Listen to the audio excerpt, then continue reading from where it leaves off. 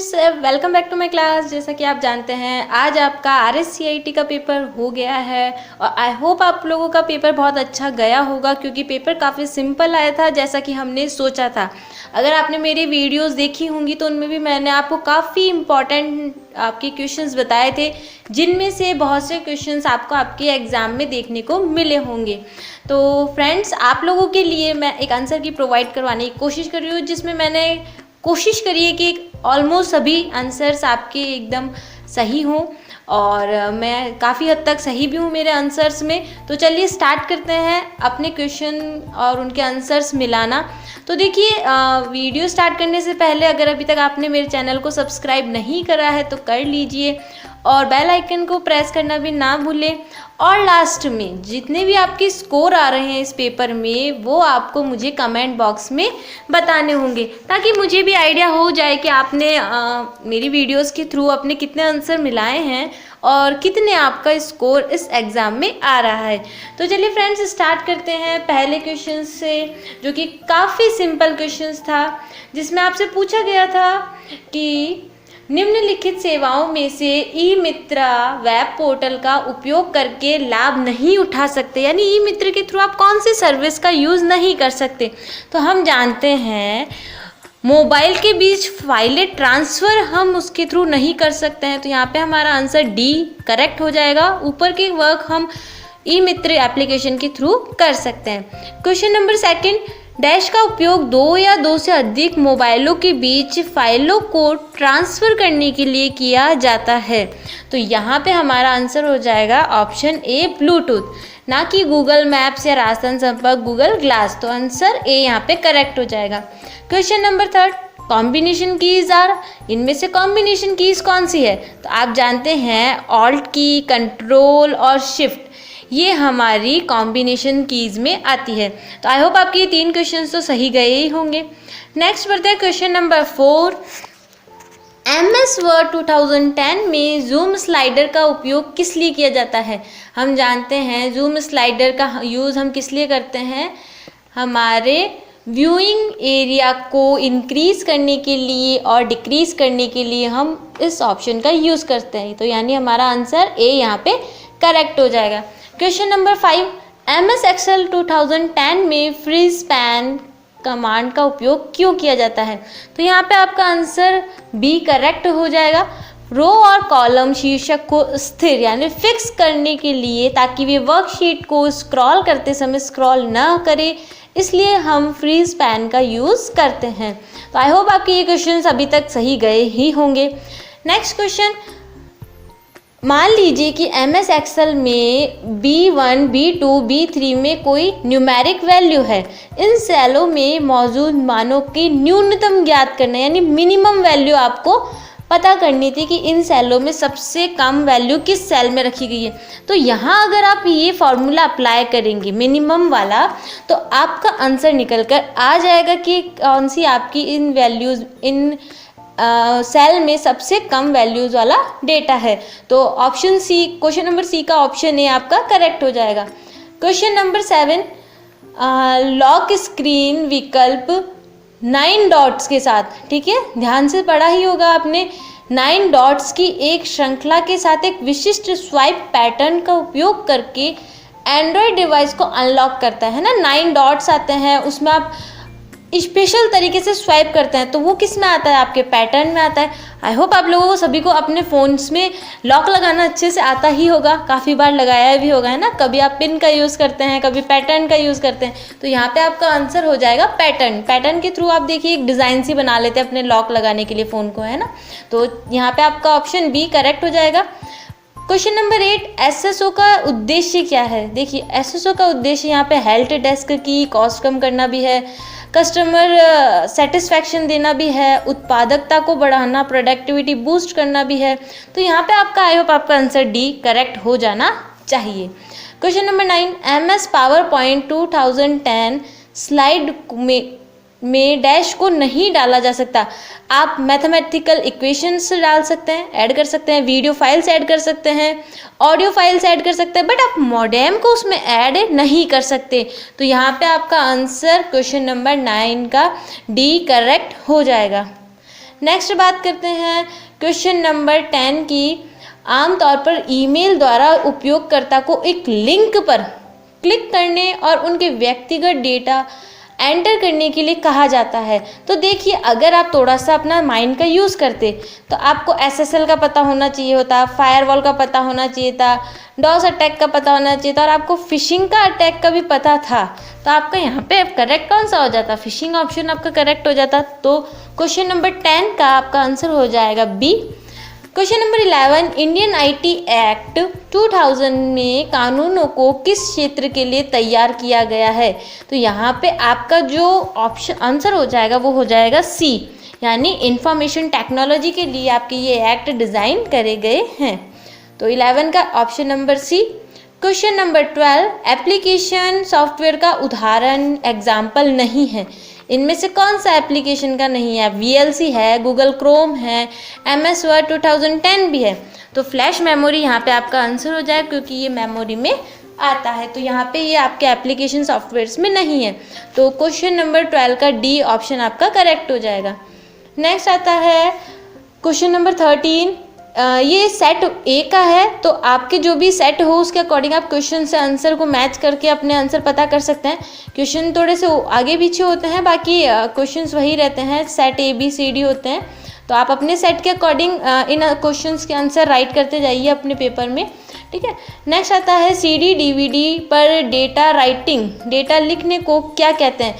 ये मैंने अब बताया भी होगा आप लोगों को, इम्पॉर्टेंट में इसे कहते हैं हम बर्निंग करना, ठीक है। CD पर कुछ भी डेटा ऐड करने को हम कहते हैं CD बर्निंग करना। SMTP की फुल फॉर्म, बहुत ही simple question, simple mail transfer protocol. Hindi में मार्क करूँ कि इंग्लिश में? इंग्लिश में कर देते हैं, ठीक है। ए आपका यहाँ पे आंसर हो जाएगा, simple mail transfer protocol. Question number 15, दस्तावेज मुद्रित होने से पहले यह देखने के लिए कि दस्तावेज डॉक्यूमेंट कैसा दिखाई देता है, किस कमांड का यूज़ करते हैं? बहुत ही सिंपल क्वेश्चंस। जब मैंने आपको माइक्रोसॉफ्ट वर्ड या पावर पॉइंट इनकी प्रैक्टिकल्स की क्लासेस अपलोड करी थी, तब मैं बताती भी थी साथ में आपको कि आप प्रिंट करने के बाद पहले उसको देखिए, प्रिंट प्रीव्यू करके देखिए कि आपका डॉक्यूमेंट कैसे दिख रहा है। तो अगर आपको वो याद होगा तो यहाँ पे आपका आंसर करेक्ट हुआ ही होगा। प्रिंट प्रीव्यू ऑप्शन का हम क्या करते हैं? यूज़ करते हैं। तो क्वेश्चन नंबर 15 का आपका ऑप्शन सी करेक्ट हो जाएगा। क्वेश्चन नंबर 16, डैश आपके ओरिजिनल और अनमॉडिफाइड डॉक्यूमेंट्स के ऑथेंटिकेशंस प्रदान करने के लिए इनक्रिप्शन टेक्निक्स का यूज़ करता है। तो देखिए, फायरवॉल हो नहीं सकता, मालवेयर हो नहीं सकता, ट्रोजन हॉर्स हो नहीं सकता, तो रिमेनिंग कौन सा रहा आपका? Digital signature. तो आपका यहाँ पे आंसर हो जाएगा डिजिटल सिग्नेचर आपके डॉक्यूमेंट्स के लिए इंक्रिप्शन टेक्निक का यूज़ करता है। तो क्वेश्चन नंबर 16 का answer A. Question number 17, MS word 2010 में डैश एक स्थान या पाठ का चयन करता है जिसे आप नाम और भविष्य के संदर्भ के लिए पहचानते हैं, है ना। तो यानी एक ऐसा पॉइंट जिसे आप फ्यूचर रेफरेंस के लिए यूज़ में लेना चाहते हैं, तो वो आपका होता है बुक मार्क। मैंने बताया भी है मेरी वीडियोस में भी, और आई होप आपका ये आंसर सही गया होगा। नेक्स्ट आता है, निम्न में से कौन आयकर सेवाओं के अंतर्गत आता है? इनमें से कौन इनकम टैक्स सर्विसेज के अंडर में आता है? टिकट बुकिंग हो नहीं सकती अगर हम कॉमन सेंस का भी यूज़ करें। टिकट रद्द करना, ये भी हम कर नहीं सकते। ऑनलाइन रिफिलिंग करना, ये बुकिंग करना, ये भी नहीं हो सकता। तो रिमेनिंग कौन सा रहा आपका? Pan card application and updation, ये हमारा IT सर्विसेज के अंडर में आता है, ठीक है। नेक्स्ट क्वेश्चन, क्वेश्चन नंबर 19, निम्नलिखित में से हो सकता है थोड़ा सा विजिबिलिटी की इशू रहे, बट मैं बोल रही हूँ आपको क्वेश्चन, तो आप उससे भी अपने पेपर में आंसर मार्क कर सकते हैं। निम्नलिखित विकल्पों में से ईमेल का एक वैध एग्जाम्पल कौन सा है? तो देखिए, ये एग्जाम्पल बहुत ही अच्छा था। जब मैंने ईमेल का भी आपको बताया तो मैंने बताया था कि इस तरह से क्वेश्चन पूछा जा सकता है कि एक वैलिड ईमेल एड्रेस कौन सा है, और ये काफ़ी बार एग्जाम में पूछा भी गया है। तो देखिए, यहाँ पे आंसर हो जाएगा आपका सी, RSCIT@vmou.ac.in, क्योंकि आप जानते हैं एक ईमेल एड्रेस में सेपरेशन साइन होता है, लोकल यूज़र नेम होता है और डोमेन नेम होता है। तो ऑप्शन सी आपका यहाँ पे करेक्ट हो जाएगा। क्वेश्चन नंबर 20 इम्पॉर्टेंट था, मैंने बताया भी होगा आप लोगों को। इसका आंसर हो जाएगा massive open online course. MOOC की full form massive open online courses, यानी ए ऑप्शन आपका करेक्ट हो जाएगा। क्वेश्चन नंबर 21, निम्नलिखित में से कौन सा स्ट्रॉन्ग पासवर्ड है? मैंने मेरी वीडियोस में या फिर मैंने क्लासेस ली थी तब मैंने बताया था कि पासवर्ड, स्ट्रॉन्ग पासवर्ड कौन सा होता है जिसमें कि आपके नंबर्स भी होते हैं, लेटर्स भी होते हैं स्मॉल में, कैपिटल में, और स्पेशल सिंबल्स भी होते हैं। तो ये सभी चीज़ें हमें ऑप्शन नंबर सी में शो हो रही है, तो हमारा आंसर कौन सा हो जाएगा? Option number C. तो 21 का ऑप्शन नंबर सी आपका करेक्ट आंसर हो जाएगा। बहुत ही इम्पॉर्टेंट भी था और मैंने आपको बताया भी था, यूपीआई की full form unified payment interface. ठीक है, गलत नहीं करा होगा, मुझे पता है। नेक्स्ट आता है, निम्नलिखित में से गलत कथन का चयन करें, इनकरेक्ट सेंटेंस का चयन करिए।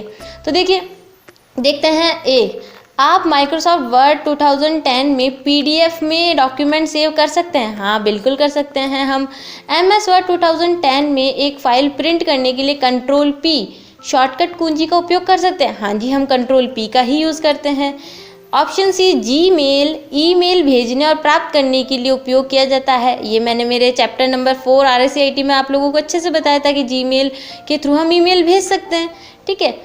Option number D, POS terminal web browser का एक एग्जाम्पल है? बिल्कुल गलत, पीओएस टर्मिनल हमारा वेब ब्राउज़र का एग्जाम्पल नहीं है। तो यहाँ पे जो गलत आंसर है वो है हमारा ऑप्शन नंबर डी। तो 23 का ऑप्शन नंबर डी हमारा करेक्ट आंसर हो जाएगा। 24 क्वेश्चन नंबर कि MS एक्सेल 2010 में equals to len VMOU RSCIT का आउटपुट क्या होगा? अब देखिए, ये क्वेश्चन काफ़ी अच्छा भी है। अगर देखा जाए तो इसका आंसर हमारा 9 ही आना चाहिए। ठीक है, कैसे? अगर ये जो ब्रैकेट्स में हमारे डबल इन्वर्टेड कोट्स को रिमूव करते हैं और केवल टेक्स्ट को लेते हैं तो हमारा आंसर 9 ही आएगा। ठीक है, बट मैं आप लोगों को एक चीज़ और दिखाना चाहूँगी मेरे इस वीडियो में। ठीक है, इसके लिए मुझे थोड़ा सा बैक जाना होगा, आप वेट करिएगा एक चीज़। ठीक है, मैं जाती हूँ हमारे इस पे। देखिए, अब अगर हम केवल टेक्स्ट लेते हैं तो देखिए हमारा आंसर यहाँ पे हमें ये मिल जाएगा।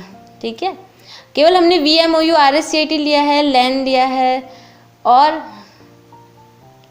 हमें देखिए इसका आंसर मिल रहा है 9। ठीक है, सिंपल है। बट अगर हम डबल इन्वर्टेड कोट्स को लगा रहे हैं हमारे टेक्स्ट में, है ना, और हम लेंथ कैलकुलेट कर रहे हैं तो हमारा आंसर यहाँ पे हमें 11 मिल रहा है। ठीक है, तो आपको समझ में आया, हमें 2 आंसर मिल गए। अगर हम डबल इन्वर्टेड कोट्स का यूज़ कर रहे हैं तो हमारा आंसर 11 हो रहा है, और अगर विदाउट डबल इन्वर्टेड कोट्स के कर रहे हैं यहाँ पे और लेन के फॉर्मूला अप्लाई कर रहे हैं तो देखिए 9 हमें यहाँ पे रिजल्ट मिल रहा है। और तो और रही बात, अगर वही फार्मूला जो वहाँ पे पुट किया गया है इक्वल्स टू लैन, उसे किसी एक सेल में ही लिखते हैं हम डबल इन्वर्टेड कोट्स के साथ, तब हमें 9 रिजल्ट मिल रहा है। तो देखिए, अगर डबल इन्वर्टेड कोट्स का यहाँ यूज़ नहीं किया गया तो 11 किया गया है, तो आपका 11 भी आंसर हो सकता है। बट हम तो यही मान के चलेंगे कि इसका आंसर हमारा 9 ही है ना। ठीक है, फिर बाकी देखते हैं VMOU हम क्या इसका आंसर बताते हैं ना। ठीक है, तो अभी तो अपना आंसर 9 ही है, यानी ऑप्शन क्वेश्चन नंबर 24 का ऑप्शन नंबर डी हमारा यहाँ पे करेक्ट हो जाएगा। एक सेकेंड, ठीक है।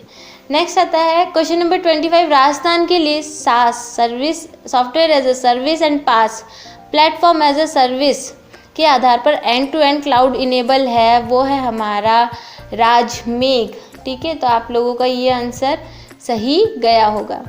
MS वर्ड 2010 में बुलेट और नंबरिंग टैब डैश में होता है, किस में होता है? सभी जानते हैं, तो सबसे हमारा इम्पॉर्टेंट है, होम टैब में होता है। ठीक है, तो आगे बढ़ते हैं। नेक्स्ट क्वेश्चन नंबर 27, विंडोज़ 10 में रीस्टोर पॉइंट का उपयोग क्या है? मैंने मेरी क्लासेस में बताया था, काफ़ी इंपॉर्टेंट क्वेश्चन है रीस्टोर पॉइंट का।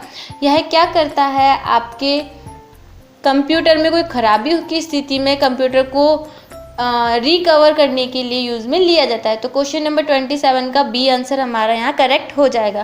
क्वेश्चन नंबर 28, आप कंप्यूटर सिस्टम को गति, स्पीड, स्टोरेज और परफॉर्मेंस के अकॉर्डिंग कैसे डिवाइड कर सकते हैं ना, क्लासीफाई कर सकते हैं?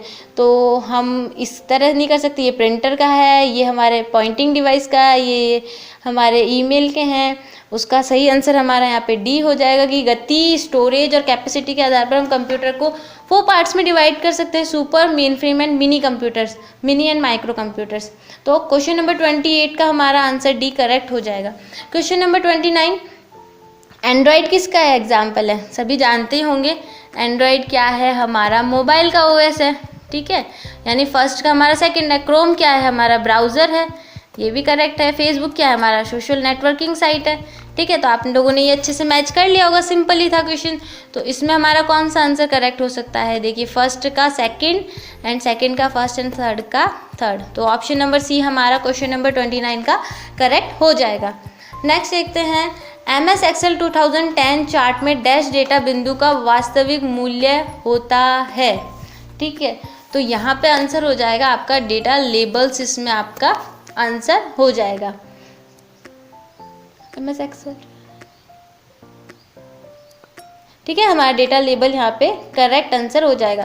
क्वेश्चन नंबर 31 आपको यह चुनने में सक्षम बनाता है कि किसी दस्तावेज में पैराग्राफ को दाएं बाएं मार्जिन से कितनी दूर ले जा सकते हैं। तो देखिए मार्जिन हम मेल मर्ज से नहीं करते, बोल्ड से नहीं करते, हाइपरलिंक से नहीं करते, तो ऑटोमेटिकली हमारा जो आंसर बचता है वो इंडेंट वाला ही बचता है। और वैसे अगर आपने मेरी प्रैक्टिकल की क्लास देखी होगी तो मैंने उसमें बताया था कि किस तरह आप लेफ्ट एंड राइट से अपने पैराग्राफ को मार्जिन से दूर कर सकते हैं, ठीक है। तो वो आपका इंडेंट वाला ऑप्शन होता है। क्वेश्चन नंबर 32 डैश और डैश क्रमशः सुपर स्क्रिप्ट और सब स्क्रिप्ट के एग्जाम्पल है। सुपर स्क्रिप्ट आप जानते हैं अपर पावर, ये वाला हो जाएगा, और सब स्क्रिप्ट आप जानते हैं बॉटम में इस तरह से टेक्स्ट लगाना। तो यहाँ पे क्वेश्चन नंबर 32 का आपका ऑप्शन भी करेक्ट हो जाएगा। क्वेश्चन नंबर 33 सेकेंडरी मेमोरी एक वॉलेटाइल मेमोरी है, क्या ये सही है? और रोम एक नॉन वॉलेटाइल मेमोरी है, क्या ये सही है?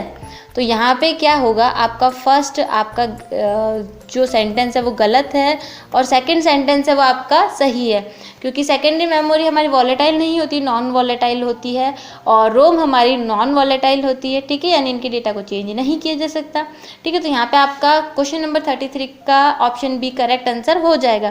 Question number 34 Windows 10 user interface के नीचे के भाग में मौजूद होती है और आमतौर पर इसमें स्टार्ट मेन्यू होता है। तो देखिए ये क्या होता है, हमारा टास्क बार होता है ना, टास्क बार पे स्टार्ट मेन्यू होता है। तो क्वेश्चन नंबर 34 का ए ऑप्शन आपका करेक्ट हो जाएगा। 35 मॉडेम के लिए एब्रिविएशन क्या है, तो आपको पता था, मैंने बताया भी होगा, मॉड्यूलेटर और डी मॉड्यूलेटर यहाँ पे आपका करेक्ट आंसर हो जाएगा। आई होप लगभग आपके सभी क्वेश्चन के आंसर्स करेक्ट गए होंगे और आपका पेपर भी काफ़ी अच्छा गया होगा। तो अब आपको मेरी वीडियो को देखने के बाद लाइक तो करना ही है वीडियो को, और आपके जो भी मार्क्स आ रहे हैं वो आपको मुझे कमेंट बॉक्स के थ्रू बताने होंगे कि आपके कितने मार्क्स आ रहे हैं, ताकि मुझे भी आइडिया हो आपने मेरी वीडियोस आपके लिए हेल्पफुल रही है या नहीं रही है। तो आज की क्लास में तो फ्रेंड्स इतना ही, मिलते हैं नेक्स्ट RSCIT के पेपर के साथ। तो तब तक के लिए goodbye, take care and thanks for watching my video. Thank you once again.